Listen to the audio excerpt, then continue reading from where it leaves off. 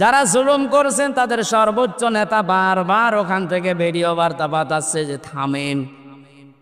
এ দলের নাম নিয়ে কেউ যদি জুলুম করে, অত্যাচার করে, ছিনতাই করে, যে কোনো কাজ করে, এর জন্য দল দায়ী না, সে তার নিজের জন্য দায়ী। পৃথিবীতে এখনো অনেকে জুলুম করছে, এমনকি এই পৃথিবীতে অনেকে এখনো টার্গেট নিয়ে আসে ভবিষ্যতে জুলুম করবে। এটা আমি বেশি বলে ফেললাম। অনেকে যে জুলুম করবে তার ভাবসাব দেখে বোঝা যাচ্ছে। আমরা অনেককেই জুলুমের সাথে জড়িত হতে দেখে ফেলেছি।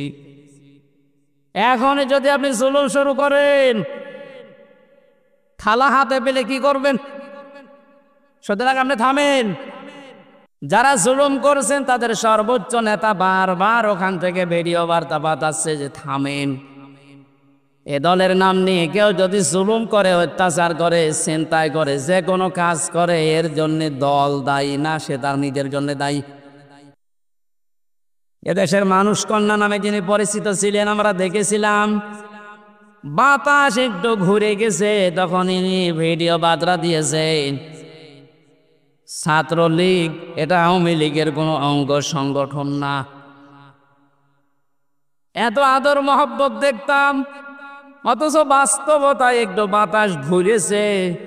তাই যদি এই পরিচয় দিয়ে ওরা আমাদের দলের কেউ না, অঙ্গ সংগঠন না, যিনি অলরেডি এখন ঘোষণা দিতে আছে প্রতিদিন কিছু মানুষের কাজ কারবার দেখে, এরপরও যদি আপনি সংশোধন না হন, আপনারও কপালে জালেমদের মতো আগুন লাগবে।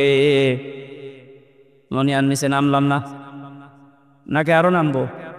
না, অত নিচে নামা ঠিক হবে না, কারণ এখনো তো ভালো শুরু হয়নি।